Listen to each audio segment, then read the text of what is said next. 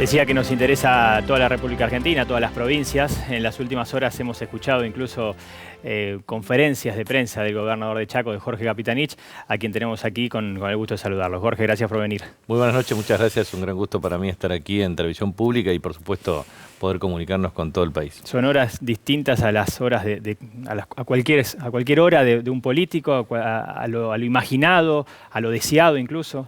Y este es un escenario absolutamente imprevisible. Nosotros estamos adoptando una multiplicidad de decisiones conforme a dos cuestiones que una previsible y otra imprevisible. El tema dengue, previsible. Yo acá tengo una curva, básicamente, que me permite ver el caso dengue en la provincia del Chaco. Niveles de casos efectivamente confirmados, que tenemos 100 casos positivos confirmados, de casi 500 que son los positivos, y obviamente cerca de 1.500 que son los que hemos detectado como notificados. Uno, cuando tiene que tomar una medida preventiva en materia de dengue, sabe que existe un vector, que es el Aedes aegypti, es decir, el mosquito. Entonces tiene doble estrategia. Por un lado, lo que tiene que hacer es identificar larvas y obviamente generar procesos de descacharrizado con el objeto de evitar aguas estancas en donde efectivamente las larvas pueden efectivamente crear el mosquito. Entonces, o mejor dicho, generar la garantía de reproducción del mosquito. Eso se hace con una tarea preventiva de carácter constante. Cuando se identifican los casos importados, o eventualmente cuando existe circulación viral por casos autóctonos, lo que se hace es lo que se denomina bloqueo focal en 9 manzanas. Uno lo que tiene que hacer es fumigar y obviamente matar al vector. Sabe que está luchando contra un vector. Claro. Acá el vector es cada persona. Se lucha contra el ser humano. Claro. El vector es cada persona que lo transmite. Entonces, obviamente es una cuestión extremadamente compleja. Primero y principal, si uno tomaba hace 7 días aproximadamente o menos, tenía 121.000 casos. Hoy ya tenés más de 200.000. Y eso crece de una manera extraordinaria. Es decir, la mejor estrategia que nosotros podemos tener es una organización con el objeto de evitar la espiralización de los casos. Es decir, que el crecimiento no sea con una curva exponencial, sino aplanar la curva. Bueno, para eso hay que cortar cualquier vestigio de circulación. Y obviamente es lo que se está haciendo, y creo que la decisión firme del presidente de la República es generar conciencia de carácter ciudadana respecto a este tema. No es casualidad que esta es una pandemia. Cuando uno analiza epidemia, endemia, pandemia, y mira exactamente los casos de pandemia a nivel global, y obviamente el reporte de la Organización Mundial de la Salud, objetivamente lo que le permite identificar a uno es que se trata de la mayor extensión en número de países. La verdad es que hoy no tengo exactamente el dato, pero debe estar en 157 países de 193 de Naciones Unidas, más o menos. Ya habían pasado ampliamente los 124. Sí, es impresionante el crecimiento en el número de países, y obviamente eso significa que tenemos que ver que a escala planetaria la comunicación obviamente se reproduce de una manera extraordinaria. Entonces, la circulación de personas a nivel global existe, y eso lo que uno tiene que observar es precisamente lo que está ocurriendo, digamos. Cuando uno miraba esto arranca en noviembre en China. El 11 de marzo se declara la pandemia por parte de la Organización Mundial de la Salud. Y cuando uno mira ese escenario, lo que advierte es que primero estábamos lejos, entonces había un factor atenuante que era la distancia. Bueno, esto ya se redujo de una manera extraordinaria. Ya es una realidad, está acá. Segundo, el tema de la temperatura. Pero la verdad es que la temperatura pudo haber sido ciertamente un atenuante, pero la verdad es que esto no frena la capacidad de reproducción. Entonces, nosotros consideramos que la cuestión es muy concreta. Nosotros, en el caso concreto de Chaco, Chaco hoy tiene 13 casos. Hoy tiene 13 casos positivos. Hay una preocupación de todos, que baja de autoridades sanitarias, luego a ustedes funcionarios y naturalmente luego al resto de la sociedad, que es que el virus no tenga una propagación local. Exacto. En la medida que sean solamente casos importados, se minimizará el riesgo. Existirá el virus, pero no a grandes proporciones. ¿Ustedes tienen comprobado que todos los casos son importados o por contacto estrecho o tienen alguno en eje de investigación? Pero nosotros tenemos 6 casos importados, 6 por contacto estrecho y 1 que nosotros no hemos podido comprobar objetivamente el nexo epidemiológico. Por lo tanto, podría estimarse en una circulación de carácter comunitario y o viral. Es esta médica que dijo que no tuvo Sí. contacto con nadie y que, o sea, sería el primer caso autóctono en la provincia. Nosotros, los primeros 2 casos que tuvimos es una médica de 74 años, pediatra, con su hija, que efectivamente habían hecho un viaje a España. En ese sentido, la fecha de identificación de las síntomas, o sea, ellos vienen el 28 de febrero, ambas. La primera identificación de sintomatología es el 5 de febrero. El 6 es la fecha de consulta. A partir de ahí se produce obviamente el aislamiento de la persona y su entorno. Y el 9 del 03 tuvimos, efectivamente el 9 de marzo, la confirmación del caso positivo del Instituto Malbrán. Pero lo cierto es que el caso del fallecimiento, que es el ingeniero César Cotticelli, lamentablemente, él había venido el 24 de febrero. Y en el caso de Cotticelli, efectivamente también la manifestación de la fecha de la manifestación de la identificación de los síntomas fue el día 5 de febrero. Y la fecha de consulta fue el 9. Claro. Y efectivamente el 5 del 3 presentó diarrea persistente en el momento de la consulta. Entonces, luego se interna por insuficiencia respiratoria. Entonces, lo que nosotros tenemos que hacer... Sirven lamentablemente esos casos fatales, para ejemplo, para el resto de la sociedad. Totalmente. A ver, yo le pregunto, Jorge, me parece que los números son los siguientes. Si hay 13 casos en total en Chaco, 6 derivan de esa madre e hija que viajaron a España. En las últimas horas, por lo menos a mí me ha quedado instalado que Chaco sufre mucho el coronavirus. Y estamos hablando de 6 de 13 casos que tienen la misma raíz. La responsabilidad de aquellos que viajan y no hacen lo que tienen que hacer inmediatamente llegados es trascendental. Bueno, aquí está el ejemplo. Nosotros hemos tenido que coordinar acciones con la Justicia Federal y la Justicia Provincial. De hecho, hay 27 arrestos domiciliarios, por una razón muy sencilla. Tenemos cerca de 259 casos. Este caso, yo te puedo dar este caso, este es el gráfico. Esto es Gran Resistencia. Y estas zonas son... el color que marca. ¿Dónde están las personas que viajaron al exterior, que han sido notificadas y que tenemos georreferenciación para un sistema de seguimiento a los efectos de cumplir la cuarentena? El rojo marca... La zona crítica, digamos. La zona crítica. Claro. Bien. Entonces, concretamente, lo que hacemos nosotros es propiciar un sistema de control ejecutivo. Por eso, nosotros hicimos dictamos varios instrumentos legales, obviamente en coordinación con el Estado Nacional. Pero básicamente tenemos comisión de expertos, una comisión de seguimiento ampliada. Tenemos, obviamente, la adhesión al Decreto Nacional 260, pero a su vez también tenemos una multiplicidad de acciones que tienen que ver con limitaciones en materia de circulación.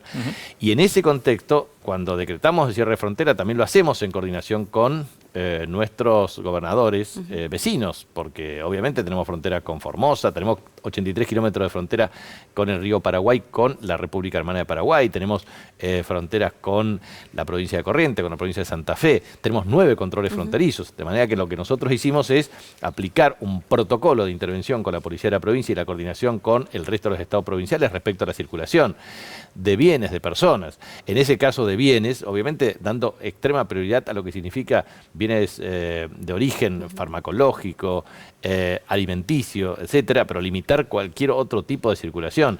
A su vez también la limitación en materia de bares, restaurantes, concentración de personas. O sea, lo que estamos planteando, y esto se ha observado de una manera objetiva y notoria en la ciudad de Resistencia, en el área metropolitana también, en las distintas localidades, en cooperación con los intendentes. Entonces, lo que nosotros hicimos es un sistema muy amplio de consultas con esta comisión de seguimiento ampliado, con los intendentes municipales, es decir, articular un mecanismo para la plena vigencia de una política de Estado. Ahora bien, yo señalaba el otro día de lo que significa este escenario respecto a otros escenarios, porque nosotros sufrimos... Escenarios más graves. Escenarios más graves. Claro, porque, a ver, nosotros estamos en una economía que de 48 meses de Macri, más de 30 en recesión. Por lo tanto, venimos arrastrando una recesión espantosa de 2018-2019, que obviamente estaba marcando ciertos indicios de detención y leve recuperación diciembre, enero, febrero, y obviamente ahora esto implica una caída estrepitosa. ¿Y cómo van a hacerle frente? Y ese es un problema serio para la economía informal, o sea, la economía argentina, el caso de la economía chaqueña, que tenemos alta informalidad. Hoy yo, por ejemplo, tuve un contacto con representantes de remises, o sea, cuando uno analiza claramente los permisos de Resistencia, son 906 habilitaciones de taxis y 1.250 remises. Pero si uno contabiliza efectivamente el resto del área metropolitana, uno puede estar observando cerca de 2.500 personas que trabajan regularmente ejerciendo su profesión, su trabajo, su oficio. Que trabajan regularmente y que en una ciudad parada no pueden trabajar. ¿Y cuál es el problema? También movimientos sociales, que obviamente tienen un problema de demanda de base alimentaria o de trabajo. Entonces, este paquete de 350.000 millones de pesos del presidente es muy bueno, pero también, objetivamente, nosotros vamos a tener un serio problema. El Estado Nacional va a tener un déficit de recaudación muy marcado. Lo que estoy observando por primera vez es que gobiernos de base neoliberal en el mundo han implementado políticas expansivas para resolver este problema. Primero para las inversiones en materia sanitaria. A mí me cuesta, en la provincia, proyectado en 3 meses, 600 millones de pesos la atención en un escenario crítico. Porque nosotros tenemos que tener un pabellón de 52 camas en el Hospital Perrando, este esquema rápido de 10 acciones que van a ser del Estado Nacional, 76 camas más, porque no da abasto. El sistema hay que tener respiradores, hay que tener medicamentos, hay que tener personal entrenado, porque nosotros tenemos 2 etapas y 2 fases. La fase que se denomina preventiva o de contención, que es esta que ya está en el filo, digamos, entre lo que significa la contención y la mitigación. Ahora, la mitigación significa estar preparados y en alerta dentro del sistema para atender la demanda, o sea, internación, que debemos tener una estrategia muy clara en equipamiento, en tecnología, en recursos humanos calificados, y a su vez también el sistema de salud en la Argentina está quebrado. Si desjerarquizaron el Ministerio de Salud y lo generaron, digamos, desde Ramón Carrillo, con Perón, con la jerarquización del Ministerio de Salud, lo desjerarquizaron a Secretaría, le sacaron presupuesto, destruyeron el sistema de salud porque están destruidas las obras sociales, el sector privado, el sector público, en consecuencia con desinversión en tecnología, recursos humanos, equipamiento, atender esta demanda en una situación extremadamente compleja. Ningún país podría estar preparado para una pandemia de grandes proporciones, decíamos hace un rato, dicen los especialistas de todo el mundo, mucho menos un país que tenía el área de salud bajo una secretaría, ¿no? Pero aparte hay una cuestión que es un dato objetivo de la realidad. Nosotros tenemos, y estamos observando, los países más desarrollados del mundo presentan serios problemas para atender. Tiene que hacer un sistema detrás selectivo para decir, podemos cubrir este tipo de demanda. Sí, de ¿Es cierto? Italia hablaba de la posibilidad de decir, bueno, las personas mayores de 80 no se las atiende. Exactamente. Entonces, el problema es que nosotros tenemos que entender que frente a esta realidad extremadamente compleja, lo que estamos haciendo es lo que corresponde hacer. Muy bien, que va a tener pérdidas y consecuencias económicas, no cabe la menor duda. Bares, restaurantes, hotelería, el tema de las líneas de aeronavegación en el mundo van a sufrir una crisis espantosa. Esto puede tener un cuadro recesivo. ¿Cómo lo podemos resolver? Bueno, primero y principal, me parece que la estrategia para expandir la demanda agregada y generar mecanismos de financiamiento de corto plazo para lograr, primero, reactivación de obras de infraestructura, lograr el tema de la capacidad de empleabilidad para aquella actividad informal que objetivamente dispone de ingresos. Hay cuántas familias en la República Argentina que viven el día a día, que es producto de su trabajo. O sea, si no trabaja, no lleva el plato de comida todas las noches a la mesa de cada hogar. Y mañana va a haber una reunión de los gobernadores con Alberto Fernández en la Casa Rosada. ¿Usted cree que hay que implementar el modelo que está teniendo Chaco de un aislamiento completo? ¿Hay que implementarlo en la Nación? ¿Van a ir con ese pedido, Alberto? ¿Le van a hacer esa sugerencia? Porque ya se está hablando de ir a una cuarentena total en todo el territorio nacional, digamos. Bueno, a ver, nosotros creemos que es muy interesante todas las medidas propuestas por el Comité de Expertos y por la Comisión Interministerial liderada por el Presidente de la República. Lo que nosotros advertimos es lo siguiente. Hay que plantear la presunción de circulación viral, porque hay una cuestión que tiene que ver con el delay de los casos identificados, porque los casos, cuando son importados, se pueden transformar en autóctonos entre la demora de la detección del caso y efectivamente la testificación de laboratorio. Hay que descentralizarlo. Claro, ¿no? entonces, Se está proponiendo a ver, eso. esto yo lo tengo como experiencia. A mí me tocó una enorme crisis de dengue de casi 13.000 casos en el año 2009. Había asumido el 10 de diciembre del 2007 y la verdad es que el sistema no tenía una alerta epidemiológica en base a efectivamente una prevención. Entonces, tampoco no teníamos IgM o PCR real time. Entonces, acá lo que se necesitan es la mayor descentralización de reactivos con PCR con el objeto de identificar para que todos los casos no se remitan, porque el hisopado es una cuestión fácil, digamos, es sencilla, y yo pedí que me hagan una demostración de cómo era efectivamente el estudio, que es sencillo, es de hisopado rápido, Sacar una nasal, muestra etcétera, para y saber. de Se mucosa. podría hacer en Chaco eso Sí, perfectamente. sí. A ver, lo que pasa es que hay que tener primero la calidad del reactivo y segundo el personal calificado. Tercero, para que efectivamente el dato sea cualitativamente correcto, porque ¿qué pasa si no hay dato cualitativamente correcto? Nos basamos en presunciones que efectivamente pueden llevar a la toma de mala decisión. Entonces, estoy absolutamente convencido de que esta descentralización que se pretende implementar a partir del viernes en 5 lugares, específicamente Chaco, por la cantidad de casos también, Provincia de Buenos Aires, la Ciudad Autónoma de Buenos Aires, supongo Córdoba, Mendoza, Santa Fe. Pero también me parece que es muy importante, al mismo tiempo, establecer mecanismos de inversiones para tener pabellones específicamente preparados.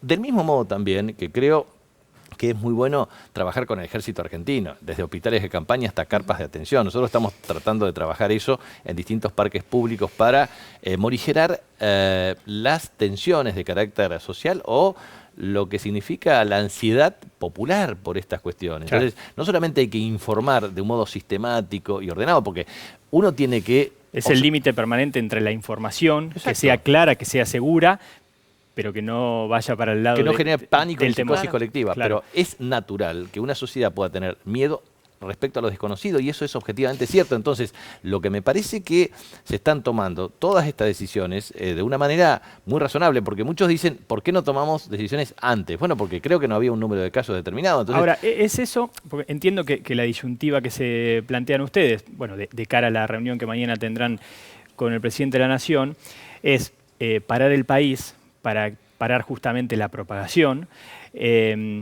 y entender que una economía, parar el país, tiene consecuencias tremendas, no de bueno, indirectamente sí a la salud. Sí.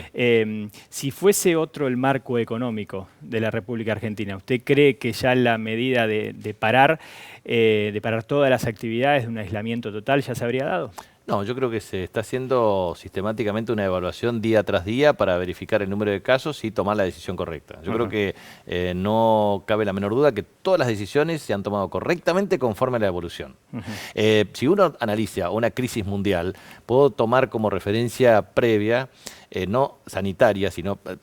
sanitaria puedo decir 2009 respecto a la influenza, a la gripe A, el H1N1, que efectivamente nosotros lo pudimos ver en el primer semestre del año 2009. Paralelamente eso fue una conjugación de factores que incidieron. La hipoteca subprime, la crisis financiera internacional, empezó incipientemente en Estados Unidos en 2007, se fue agudizando en el 2008. En el 2009, efectivamente, eso genera una caída en el Producto Interno Bruto Mundial de casi medio punto. Ahora bien, ¿qué hizo el G20 en ese momento? Bueno, generó un mecanismo a través del Fondo Monetario Internacional para emitir DEG, derechos especiales de giro, para capitalizar con reserva del Banco Central, y la Presidenta de la Nación, en su momento, Cristina Fernández de Kirchner, generó un programa expansivo para lograr un mecanismo de asignación de recursos para no frenar la economía. Pero esta Argentina no está en las mismas condiciones que en ese momento. Tenías un sistema de salud en otras condiciones, un sistema de salud en otras condiciones para afrontar esta crisis, y tenías un sistema financiero en otras condiciones para afrontar esta crisis, y también un sistema económico, porque veníamos de etapas de expansión, 2003-2008. Y obviamente los mecanismos eran distintos desde el punto de vista de la disponibilidad de herramientas para la intervención. No obstante lo cual, yo creo que todas estas medidas de casi 350.000 millones de pesos, muchos son estímulos que tienen que ver con el sistema de seguridad social, otros estímulos de carácter financiero. Me parece que es necesario debatir, y yo creo que mañana va a ser una muy buena oportunidad con el presidente, respecto a establecer mecanismos de cómo nosotros asignamos recursos en materia de coparticipación federal de impuestos para lograr mantener tanto en municipios como en los estados provinciales el funcionamiento de la actividad. Pero a su vez, ¿cómo afrontamos las erogaciones que esto significa? Cuando yo hago este presupuesto y digo, pongo un escenario de mayor complicación relativa y digo, tengo que afrontar 600 millones de pesos, cuando tengo una proyección para el año 2020 equivalente a casi 2.000 millones de pesos de inversión en medicamentos e insumos hospitalarios, y a su vez estoy planteando un mecanismo de acceso a financiamiento con el objeto de lograr no menos de 2.400 millones de pesos, perdón, de 24.000 millones de pesos para lo que es infraestructura hospitalaria. Entonces, lo que quiero transmitir con esto es, frente a una crisis de esta magnitud, con un sistema sanitario absolutamente diezmado y en terapia intensiva, con problemas serios de recuperación económica en un proceso de reestructuración de deuda, la verdad es que tenemos que extremar la creatividad a los efectos de lograr mecanismos que nos permitan resolver el problema. Ahora bien, estoy absolutamente convencido que el liderazgo del presidente, conjuntamente con gobernadores, intendentes y con todos los actores del sector privado y sector social, vamos a generar las condiciones para llevar tranquilidad al pueblo de la República Argentina. Nosotros tenemos que salir adelante y tenemos que resolver el problema. Y tenemos que ponernos de acuerdo para lograr que todas estas medidas sean preventivas, para evitar cualquier proceso de circulación viral que pueda afectar mucho más. Porque la verdad es que uno no puede, a ciencia cierta, predecir si esto va a durar más o menos, y si va a afectar tanto o cuánto, y si efectivamente podemos tener una vacuna mañana o no. O sea, estamos en un escenario de alta incertidumbre. Lo único, de día a día, lo único que tenemos como certidumbre es que hay potencialmente circulación viral. Claro. ¿Cómo se interrumpe? Si la circulación viral se asemeja a el vector, o sea que es la persona que pueda eventualmente contagiar, lo primero que hay que hacer es interrumpir a través del aislamiento preventivo. Entonces, tenemos una bala, digo, una herramienta, que es esa. Entonces, me parece que es muy importante tomar conciencia que cuanto más coordinadamente tomemos las acciones y cuanto más rápido se toman estas decisiones conforme a la evolución de los indicadores, tanto más efectivas serán esas medidas. El vector es el de la misma raza que el posible contagiado, increíblemente. Exactamente, y eso es un problema serio, porque vuelvo a insistir, porque vos tenés el tema dengue, podés tener una estrategia preventiva y correctiva, y lo podés hacer rápidamente en las fases de mitigación. Es cierto, podés tener más números de casos, etcétera, podés mutar en el DEN correspondiente, pero ya existe la identificación del vector. Acá el vector efectivamente puede ser, somos todos, y el problema central es que la persona, el mismo vector, puede ser efectivamente el mismo damnificado. O sea que ese es un tema que objetivamente nos da la pauta de la responsabilidad desde el punto de vista individual, social y de acción colectiva. O sea, en esto se pone de manifiesto primero y principal, las reglas de organización del Estado. El Estado es la nación política y jurídicamente organizada. La regla de organización del Estado para tomar decisiones que impliquen la interpretación de una demanda compleja y colectiva también pone en evidencia el factor de la acción humana y en virtud de ello la conciencia que se adopte para que entre todos y con todos tomemos una decisión. Mañana la seguiremos luego de la reunión. Bueno, muchas gracias. Gracias. Gobernador Jorge Capitanich, gracias por haber venido. Gracias por haber estado en Televisión Pública Noticias, que tiene este corte como para después seguir con el panorama informativo. Todavía nos queda